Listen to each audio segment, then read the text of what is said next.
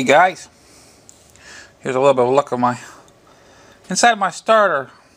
Yeah, my old KZ might as well be a dual sport. It's on the road and off the road.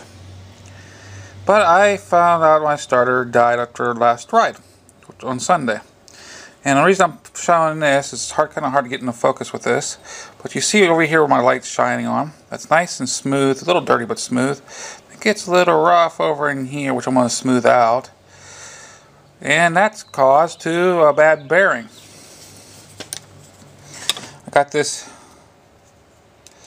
on the front plate, kind of greasy and everything. But that bearing right in there, it's a brass bearing. Should have noticed this last time I had a part, and the time before that the bearing was giving out, which would cause this roughness and this wearingness from wearing on the insides there. And since I had this cleaned up last time, this was all discolored time before last time I ran it all sandpaper and cleaned it all up and everything like new. Now it's kind of bad. So I gotta get a complete rebuild kit, not just a brush kit. And I also noticed, here's the brush plate, where I showed you guys how to put the brushes in. Well, if you look, I'll put it over here in a little bit better lighting. Let's see if I can get this into focus. Well, anyway, underneath this brush right here, there's an insulator, which I'm not going to be able to get into focus. Let me see if I can use my flashlight and see if I can get it to go.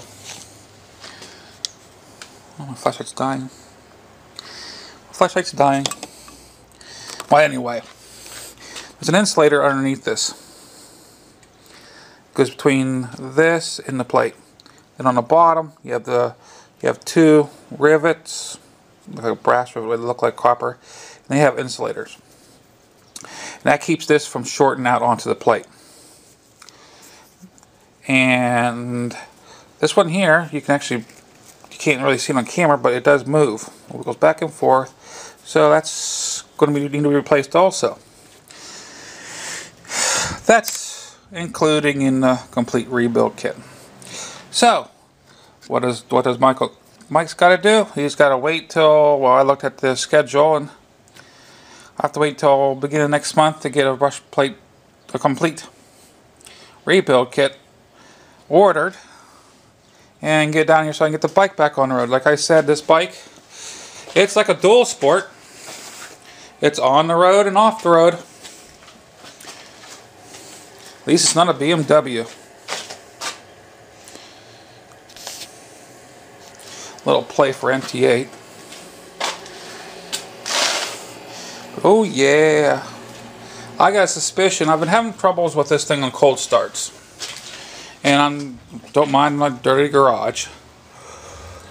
But I got a suspicion this was not letting it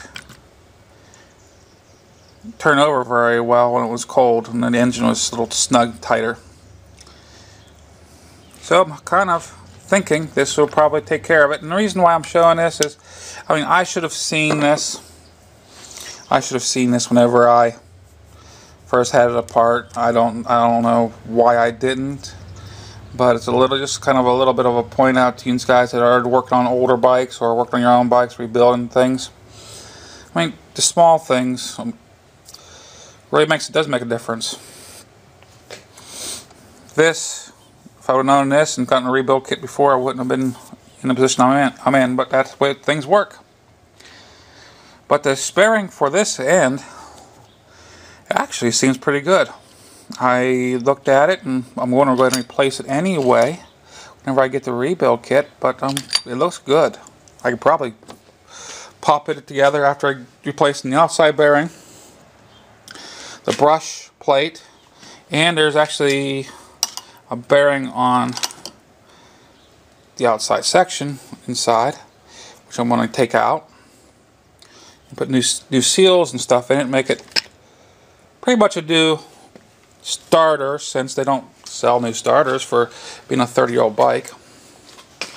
I'm trying to think of maybe even market it somehow, so if I do get rid of the bike in the future, that the next owner will know, hey, this starter's been rebuilt, and I can try to figure put a date on it.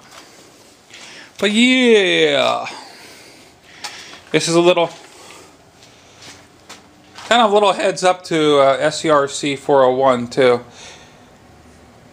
He left me a little message saying that he's got the part for his 454. I think, well, let's put on that little ride a little bit later on in the summertime. We'll get together whenever I get this puppy up and running. Oh, another little heads up. I mean, I don't want to be putting this word out, but anybody in the States that might have access to the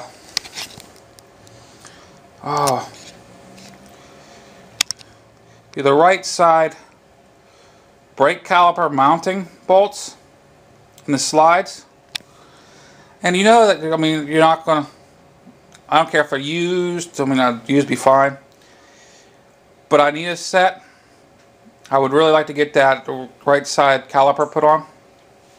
I have everything else. I have the caliper, I have the hoses. Only thing that I'm coming against is the bolts and the slides. I mean, I have looked them up on the internet, and a lot of places say they have them. And I mean, I'll tell you what, the prices they want for them, if they did have them, is outrageous for a bolt, even though it is case hardened and everything. But whenever I do look them up and then go to order them, oh, sorry sir, we don't have them, they're not in stock. And then I ask them, okay, may I ask them when it's going to be in stock? And they say, well, we have no idea.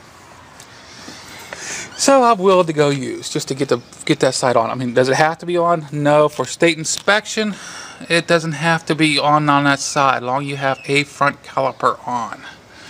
Which, I mean, yeah, it stops decent, reasonably nice and everything, but it'd be just nice to have it on. Well, I'm gonna put a nice little commercial on the end of this. I am not being paid for this commercial. I just figured it was an old commercial that I found that you guys might enjoy. See you on the next video.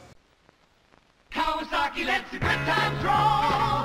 Kawasaki lets the good times roll. Get aboard, get away, and you're gonna say, let the good